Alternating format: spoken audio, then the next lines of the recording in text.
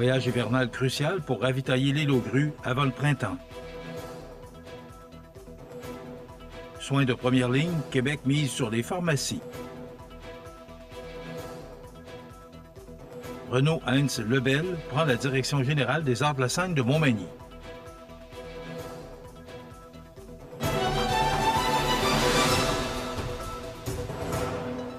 Mercredi 21 janvier 2026. Bonjour mesdames et messieurs et bienvenue à votre bulletin d'actualité sur le réseau de télévision CEMA TV. La Société des traversiers du Québec procédera, le 17 février prochain, à un voyage maritime hivernal entre Saint-Laurent de l'île d'Orléans et l'île aux grues, afin de permettre l'approvisionnement des insulaires avant la reprise de la desserte maritime régulière au printemps prochain. Cette opération spéciale, réalisée à la demande de la municipalité, vise à répondre à des besoins essentiels en période hivernale, alors que les déplacements et le transport de marchandises sont limités. La veille du départ, soit le 16 février, des activités de déglaçage seront effectuées afin de dégager le débarcadère et d'assurer l'accostage sécuritaire du navire. Ces travaux sont indispensables compte tenu des conditions hivernales et de la présence de glace sur les quais et les rampes d'accès. Les réservations pour les résidents souhaitant faire acheminer des denrées ou du matériel sont acceptées depuis le 19 janvier et se poursuivront jusqu'au 12 février 2026 à midi. Ce service est offert gracieusement par la Société des traversiers du Québec et représente une occasion stratégique pour les producteurs, agriculteurs et citoyens de l'île aux grues de renouveler leurs réserves. Le voyage hivernal répond principalement aux besoins en carburant et en nourriture pour animaux. Il permet également aux éleveurs de faire entrer ou sortir des animaux de ferme de l'île, notamment pour les acheminer vers des encans. De plus, cette traversée contribue à la gestion des matières résiduelles puisque la municipalité peut profiter de l'opération pour évacuer les ordures accumulées dans les conteneurs depuis la fin de la saison estivale. Entre le début de décembre et la mi-avril, la liaison entre l'île et la côte est assurée par avion par l'entremise d'un opérateur privé. Toutefois, les capacités limitées du transport aérien pour les marchandises rendent ce voyage hivernal particulièrement important pour l'autonomie des insulaires.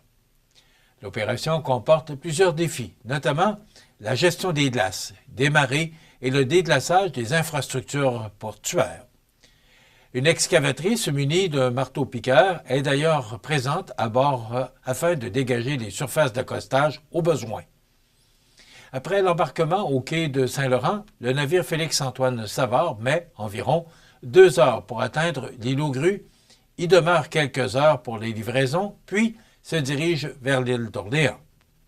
L'ensemble de l'opération s'échelonne sur environ 17 heures. Pour la Société des traversiers du Québec, ce type de mission démontre l'importance de l'adaptation des services publics aux réalités des communautés insulaires. En cas de tempête, l'opération pourrait être reportée, mais le transport aura bel et bien lieu. Ce voyage hivernal constitue non seulement un soutien logistique essentiel, mais aussi un geste concret pour maintenir la qualité de vie, la sécurité alimentaire et la vitalité économique de l'île aux grues durant la saison froide hivernale actuelle.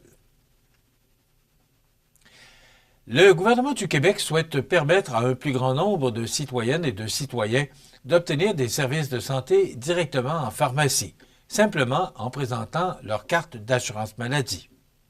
Un projet de règlement a été publié en décembre dernier afin de modifier les règles encadrant l'assurance maladie et le régime public d'assurance médicaments. Cette mesure vise à améliorer l'accès aux soins de première ligne en misant sur l'expertise des pharmaciennes et des pharmaciens tout en réduisant la pression sur les cliniques médicales et les urgences. Le ministre de la Santé d'alors, Christian Dubé, indiquait que de nouvelles activités seront implantées progressivement dans les pharmacies du Québec. Si le règlement est adopté, environ 360 000 services pharmaceutiques supplémentaires pourraient être offerts lors de la première année complète d'application. À la 5e année, ce nombre pourrait atteindre près de 1,1 million de services permettant à autant de patients de consulter en pharmacie plutôt que chez un médecin. Concrètement, les pharmaciens pourraient prescrire des médicaments pour divers problèmes de santé courants, prolonger certaines ordonnances sans restriction de délai, administrer des médicaments et réaliser des prélèvements suivis d'un traitement, notamment pour le streptocoque A. Renaud Hens Lebel prend la direction générale des Arts de la Scène de Montmagny. Les détails après la pause.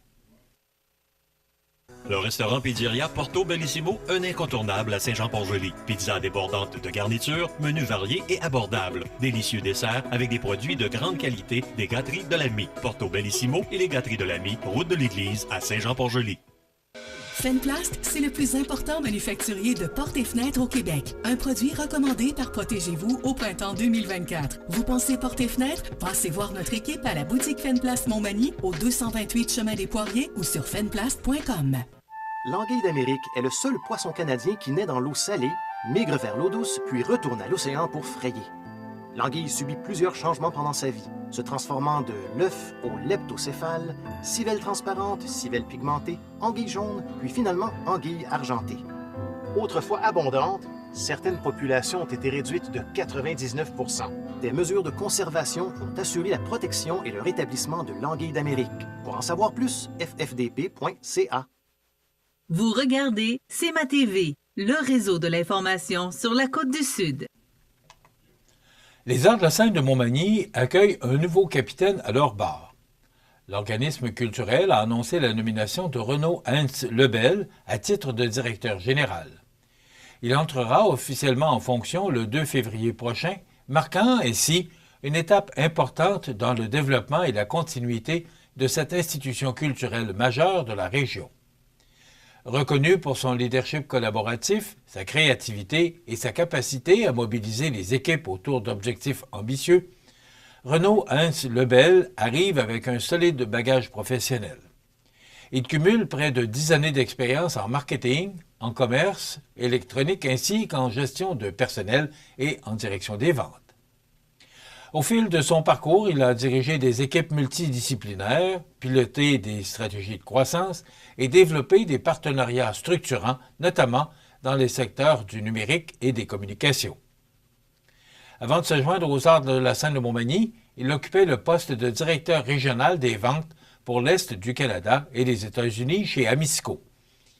Il y coordonnait un réseau de représentants indépendants tout en travaillant à l'ouverture de nouveaux marchés. Il a également assumé les fonctions de directeur marketing de e-commerce, supervisant les équipes de vente en ligne et menant plusieurs projets stratégiques d'envergure. Sur le plan académique, Renaud Hens Lebel est diplômé en administration des affaires de l'Université du Québec à Rimouski et détient un diplôme d'études supérieures spécialisé en gestion des affaires numériques de l'Université Laval. Entrepreneur dans l'âme, il a aussi été président fondateur d'Helium Marketing Web, une firme spécialisée en stratégie numérique et en gestion des médias sociaux. Son parcours se distingue également par une forte implication dans le milieu événementiel. Il possède plus de 10 ans d'expérience comme DJ et promoteur, et depuis 2005, il agit comme animateur d'un spectacle au sein de District.mao, une école de danse reconnue sur la rive-sud de Québec. Le directeur général par intérim, Christian Noël, se dit très enthousiaste face à cette nomination. Il souligne que la vision stratégique, la rigueur et le sens de l'innovation de Renaud Hens Lebel constituent des atouts majeurs pour poursuivre le développement de l'organisation et renforcer son rôle culturel dans la région.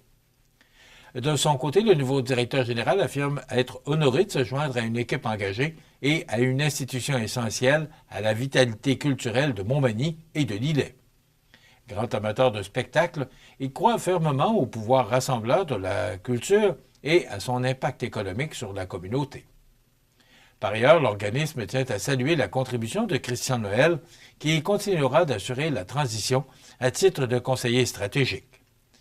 Les Arts de la Scène de Montmagny amorcent ainsi l'année 2026 avec confiance, portée par une vision tournée vers l'avenir collectif régional.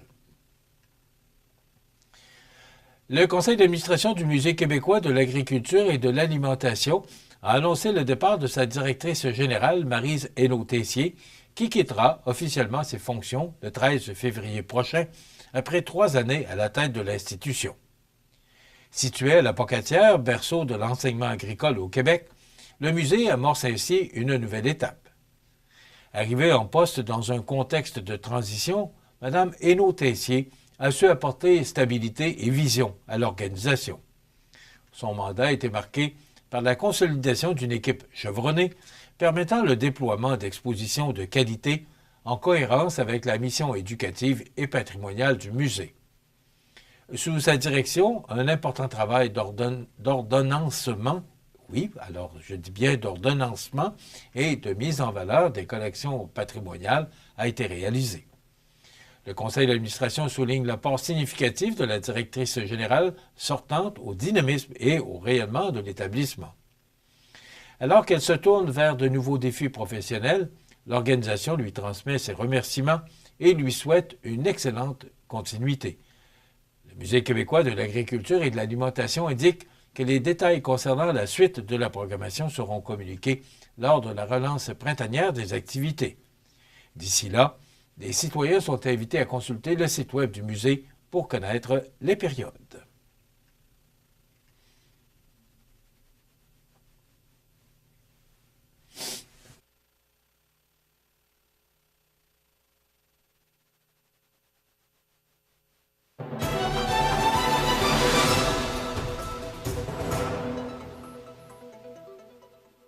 Au sport, la Ligue de hockey olympique de Montmagny a offert un week-end riche en action avec 2 rencontres présentées devant les amateurs, mettant en lumière l'intensité et la profondeur du circuit local.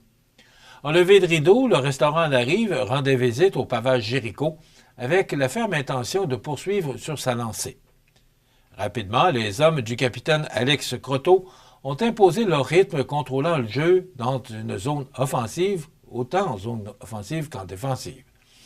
L'attaque du restaurant La Rive s'est révélée bien équilibrée, permettant à la formation de prendre une avance confortable et de ne jamais regarder derrière. Yannick Picard et Olivier Chouinard ont chacun trouvé le fond du filet à 2 reprises, contribuant largement à la victoire des leurs. Du côté du pavage Jéricho, Jesse Robichaud et Maxime Caron ont réussi à percer la défensive adverse, mais l'effort s'est avéré insuffisant pour freiner l'élan du restaurant La Rive. La rencontre s'est conclue par un gain convaincant de 6-2. Le deuxième match de la soirée opposait le groupe MG au redoutable Hockey Pneus.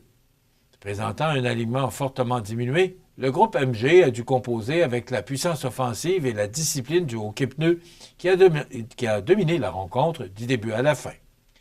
Jonathan Chouinard s'est particulièrement illustré en inscrivant 3 buts, signant ainsi un tour du chapeau, tandis que Jérôme Couture a ajouté 2 buts à la marque. Le Hockey Pneus s'est imposé par la marque sans équivoque de 9-0. Devant le filet, la gardienne Naya Samuel a poursuivi sur sa lancée, signant un 2e jeu blanc.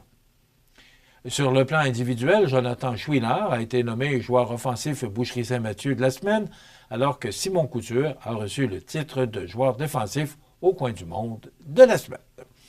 Voilà ce qui complète votre bulletin d'actualité de ce mercredi 21 janvier. Dans un moment, les prévisions de la météo.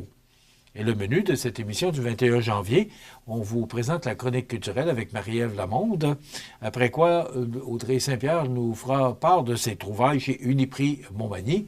Bien sûr, il y aura les commentaires d'actualité de fin d'émission et les avis de décès. Voilà, c'est ce qu'on vous propose comme émission du 21 janvier. Je vous souhaite donc une excellente émission à notre antenne.